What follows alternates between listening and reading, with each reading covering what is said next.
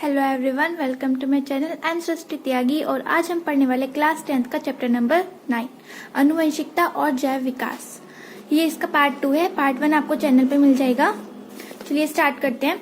Part 1 में हमने पढ़ा था कि मेंडल नाम के एक साइंटिस्ट ने क्या किया था, मटर के पौधों के ऊपर एक्सपेरिमेंट किया था, जिसमें क्या किया था उसने कि मटर के पौधों के 7 लक्षणों के ऊपर उसने परीक्षण करके और आनुवंशिकता और विभिन्नताओं को दर्शाया था। तो चलिए स्टार्ट करते हैं। इसमें सबसे पहले आएगा मेंडल द्वारा लिए गए मटर के कुल लक्षण।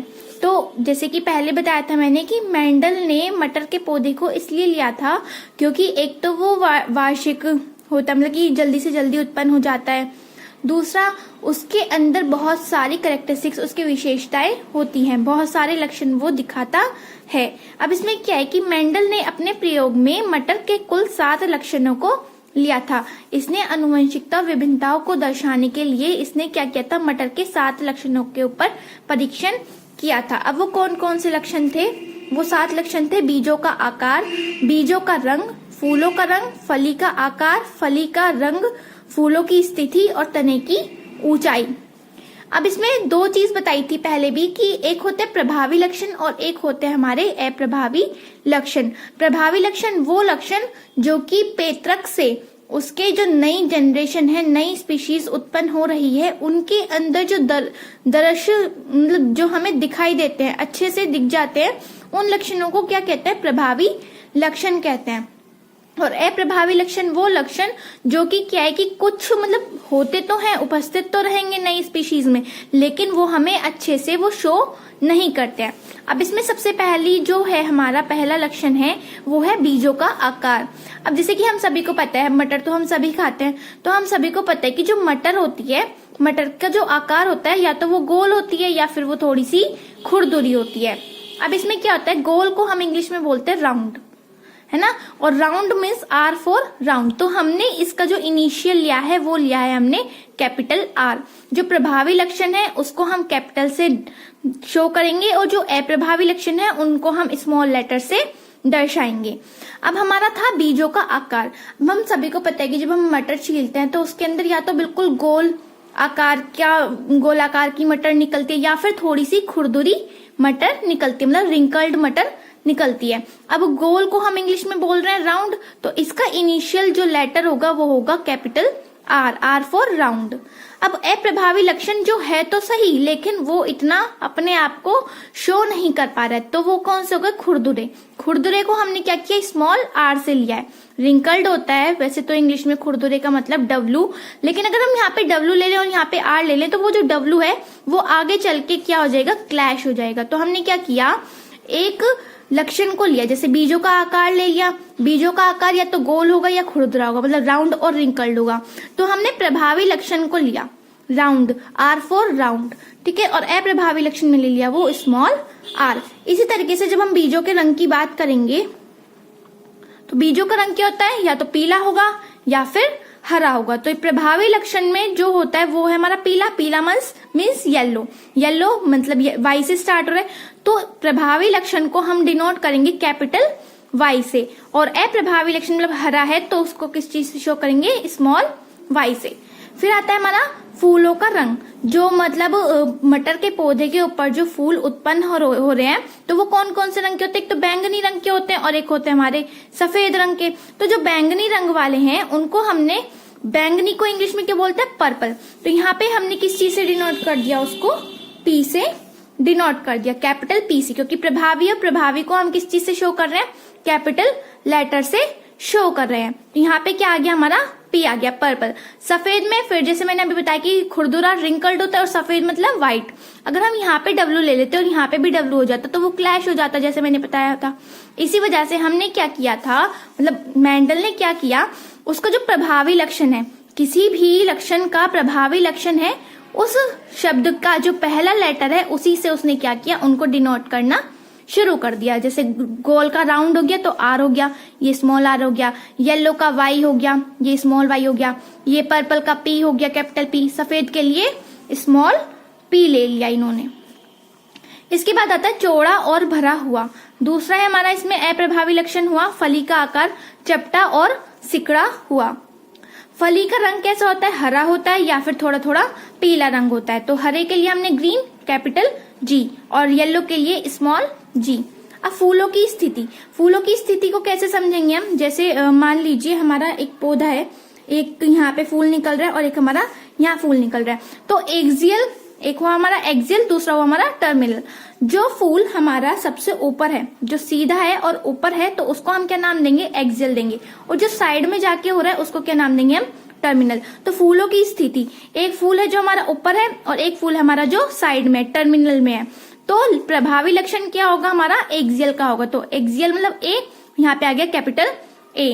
अप्रभावी में आ गया हमारा वो टर्मिनल के लिए स्मॉल ए। जैसे अभी यहाँ पे फिर से हुआ, टर्मिनल टी से स्टार्ट होता है और टॉल भी टी से स्टार्ट होता है, तो फिर वो यहाँ पे आके क्लैश कर जाता। तो इसी वजह से हमने प्रभावी लक्षण का जो कैपिटल लेटर है, मतलब पहला वर्ड है, पहला लेटर है वर्ड का, जैसे आर हो गया, वाई हो गया, पी हो गया, उनको हमने कैपिटल में ले लिया। और अप्रभावी में उन्हीं को, प्रभावी लक्षण के जो इनिशियल लिए थे उन्हीं को हमने क्या कर दिया, स्मॉल लेटर में उनको लेना शुरू कर दिया, ताकि हमें जब वो परीक्षण हो रहा था तो वो उनमें बिल्कुल भी कंफ्यूजन ना आए प्रयोग करते हुए।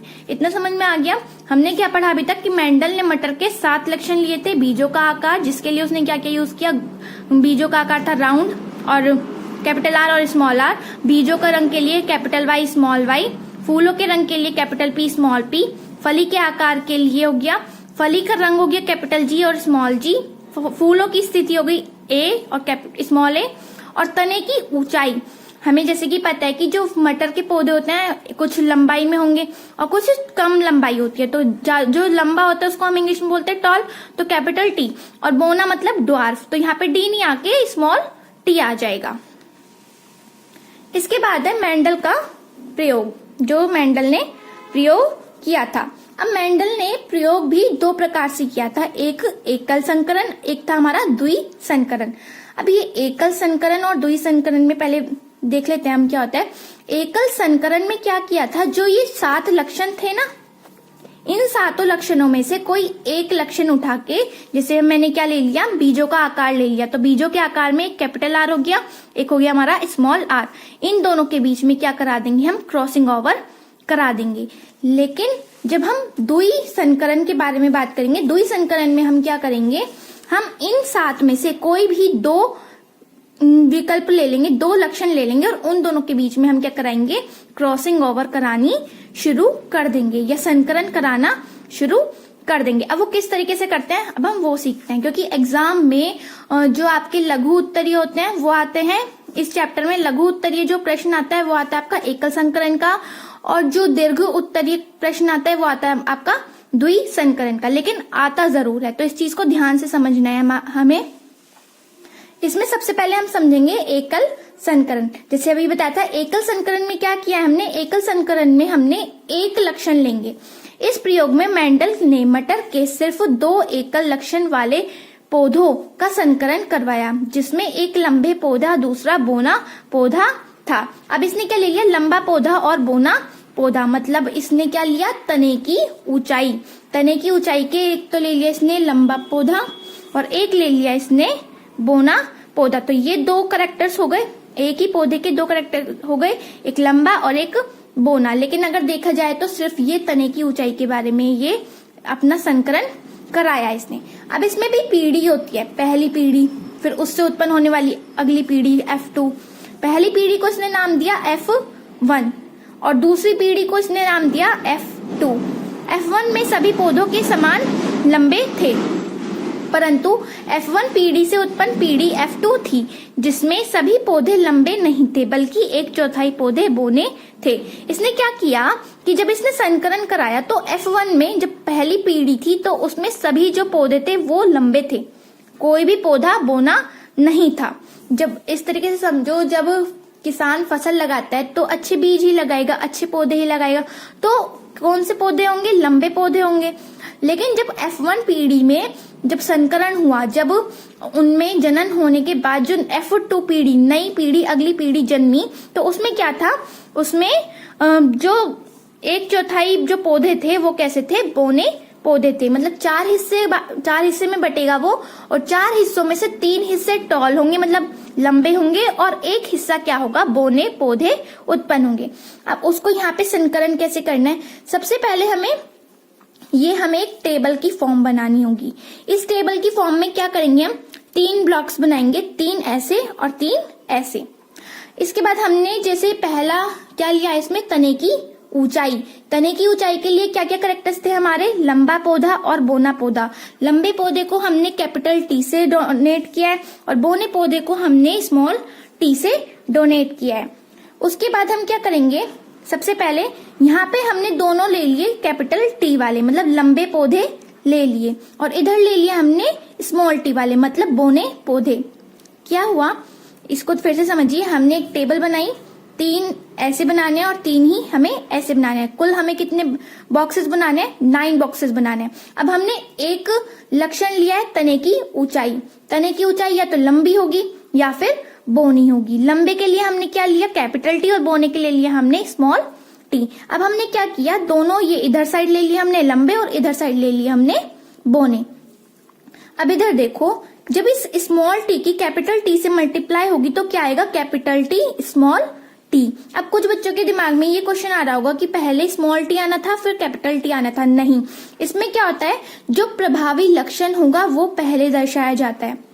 जो प्रभावी लक्षण होता है उसको हम पहले शो करते हैं। और अभी आप ऊपर वाली टेबल में देखिए कि प्रभावी लक्षण के लिए हमने कैपिटल टी लिया है, तो भले ही हमने यहाँ पे स्मॉल टी की कैपिटल टी से मल्टीप्लाई कराई है, लेकिन पहले हमारा कैपिटल टी ही आएगा, क्योंकि जो पौधे हैं वो लंबे ही उत्पन्न होंगे। फिर से यहाँ पे स्मॉल टी की कैपिटल टी से कराई तो कैपिटल टी और स्मॉल टी। अगर आप इसको उल्टा लिख देते तो वो गलत माना जाता है। स्मॉल टी कैपिटल टी लिख दोगे तो वो गलत होगा। फिर इसी तरीके से स्मॉल टी कैपिटल टी, फिर से कैपिटल टी स्मॉल टी, यहाँ पे भी कैपिटल टी स्मॉल टी। इसके बाद जब F2 ये F1 जनरेशन क्या हो गया, तो सारे कौन से पौधे हुए, हमारे लंबे पौधे उत्पन्न हुए। F1 पीढ़ी में, पहली पीढ़ी में हमारे सारे क्या हुए, टॉल हुए, लंबे हुए, क्योंकि इसमें टी दिख रहा है ना, कैपिटल टी आ रहा है ना चारों में, तो क्या होंगे, हमारे ये लंबे पौधे उत्पन्न होंगे। इसके बाद हमारा ये दूसरी टेबल फिर से हमें वही बनानी है, 3 इधर 3 इधर, कुल हमारे 9 बॉक्सेस बनेंगे। इस बार हमने क्या किया, दूसरी जनरेशन में दूसरी पीढ़ी उत्पन्न करने के लिए इधर साइड हमने एक कैपिटल टी लिया है, एक बार स्मॉल टी लिया है। यहाँ पे भी कैपिटल टी और यहाँ पे स्मॉल टी। अब हमने क्या किया, इस वाले कैपिटल टी का इस वाले कैपिटल टी के साथ जब मल्टीप्लाई करवाई तो कैपिटल टी आ गया। तो ये कौन से होंगे, हमारे टॉल होंगे, क्योंकि टॉल मतलब लंबे। तो कैपिटल टी कौन सा है, हमारा लंबा है, तो क्या होंगे, ये टॉल होंगे। कैपिटल टी की स्मॉल टी से करेंगे तो कैपिटल टी स्मॉल टी, ये भी क्या होगा, हमारा टॉल होगा, क्योंकि कैपिटल टी इसमें आ रहा है, तो ये भी क्या होगा, हमारा टॉल आएगा, मतलब लंबा आएगा। यहाँ पे भी क्या, कैपिटल टी और स्मॉल टी आ गया। फिर से स्मॉल टी कैपिटल टी से मल्टीप्लाई करेंगे तो पहले कैपिटल टी लिखा जाएगा फिर स्मॉल टी, लेकिन होगा ये भी क्या, हमारा टॉल, क्योंकि कैपिटल टी इसमें शो हो रहा है, तो ये भी क्या हुआ, हमारा टॉल ही होगा।